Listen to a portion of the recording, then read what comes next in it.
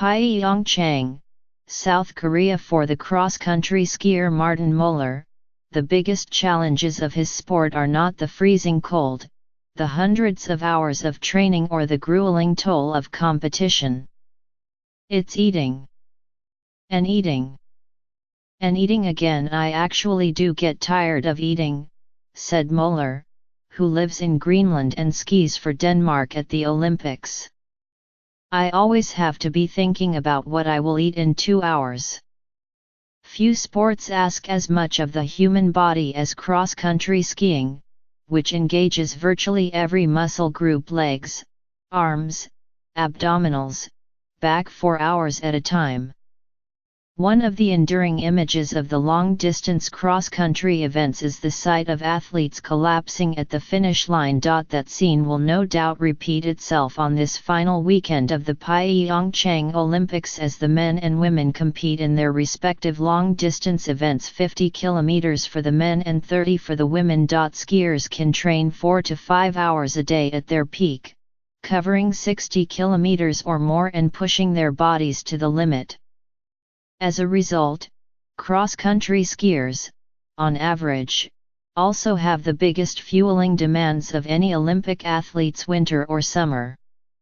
While other sports certainly have their big eaters, Michael Phelps was famous for his enormous meals, which were not typical for most swimmers.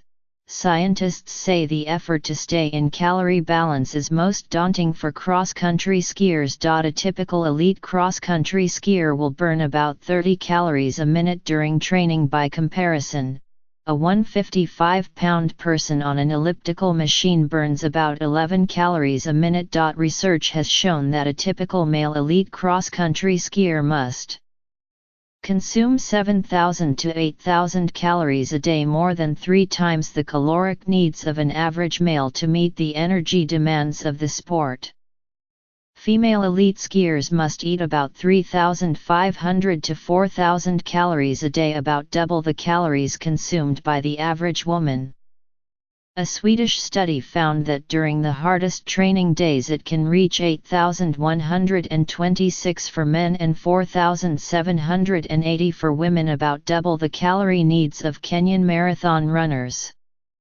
What does it take to consume 8,000 calories, the equivalent of about 20 plates of lasagna or 40 scoops of ice cream every day?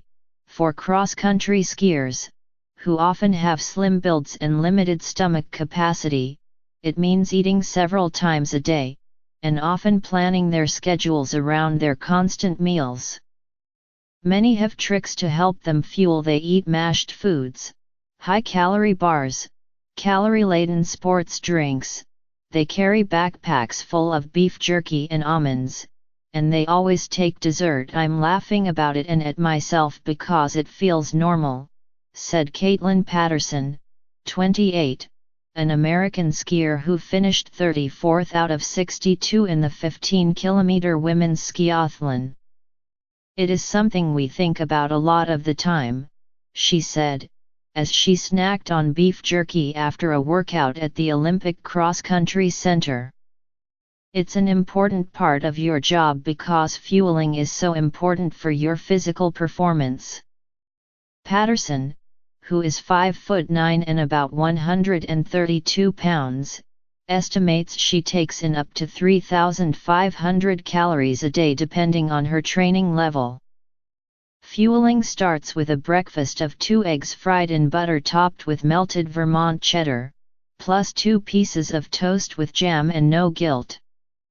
It's a good combination of the nutrients that I need to get through the training, she said. After morning training she quickly eats about 300 calories in snacks: beef jerky, almonds, a few fig Newtons and maybe an orange. She eats lunch when she gets home. A big salad with maple mustard dressing, a grilled cheese sandwich or quesadillas, followed by a cookie or a bowl of Ben & Jerry's milk and cookies ice cream. After a few hours rest, it's time to start thinking about eating again for her afternoon training. Drive. Ola Rinsson, Chief Medical Officer for the Norwegian Ski Federation, said that on many days the athletes simply cannot eat enough. Research has shown some may fall as much as 1,000 calories short of their body's daily needs.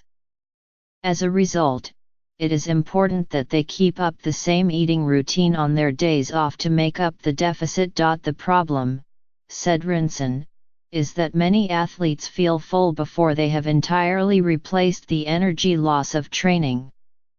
When you train, you take a lot of energy from the muscles, he said. But when you are replacing that, you're using your stomach and gut to process the food before it's brought back via circulation to your muscles. You've filled up your stomach, but feeling full is not always a reliable signal that it's enough for the muscles to replace the glycogen. Moeller says that eating is such a big part of his day that it can sometimes interfere with family time with his sons, ages 6 and 8. My kids do say, "Do you have to eat again now?" he said. When you have to go out with the kids, I often say, "We have to wait. I have to eat." Moeller, who is 6 feet tall and about 176 pounds, says he trains 4 to 5 hours a day and takes in about 8,000 calories a day, following a rigorous eating schedule to get it all into his body.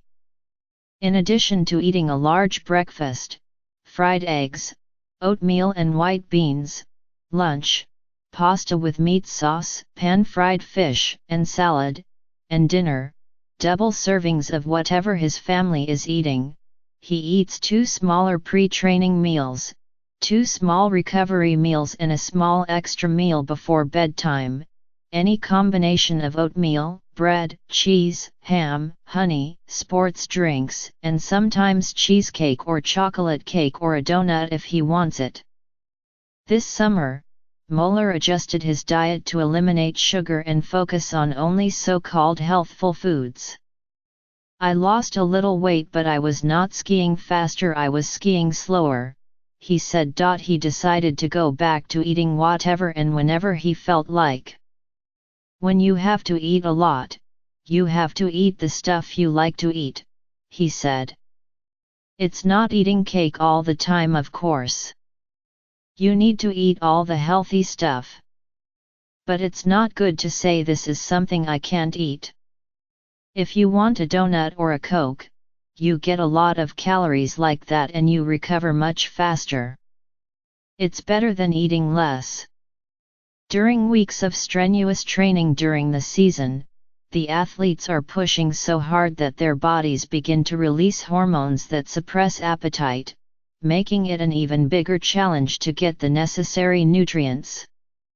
If you come to a point where the training is so hard your desire to eat goes down, that's a critical balance, Rinson said. It's a delicate situation. You really have to force yourself to eat even though you don't feel like you are hungry anymore. Susie Parker Simmons, a senior nutritionist for the United States Olympic Committee, says that meeting the calorie demands of the sport can be especially challenging for women, who can lose their menstrual cycle and bone mineral density if their eating falls behind.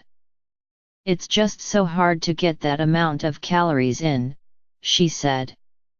During a team event in Switzerland, she worked with the athletes to help them fuel, recommending that they take in calorie-dense foods right after training like sports drinks and gels, Cliff Bars, smoothies, and peanut butter and jelly sandwiches. They said, "If you come look after us, we'll just eat or drink what you give us," she said of the American skiers. Linda Backman, a sports nutritionist with the Swedish Olympic Committee, said that even Olympic athletes must contend with cultural biases around eating high-calorie foods.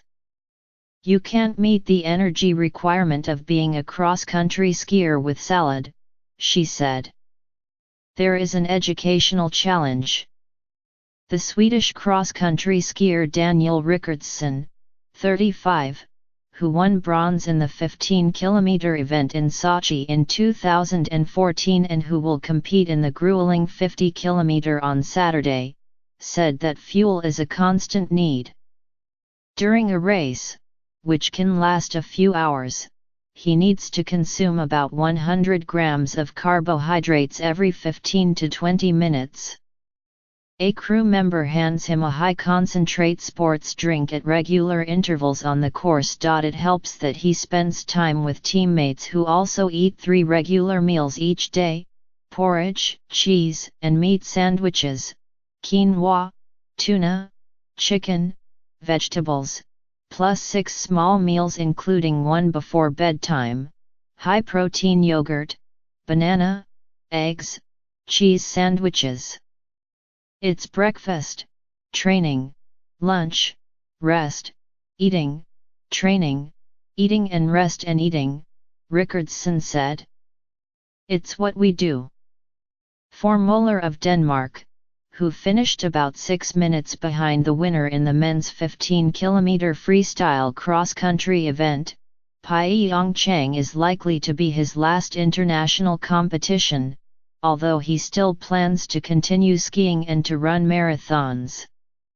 But I'm looking forward to relaxing and not training so much, he said. And I'll eat a lot less.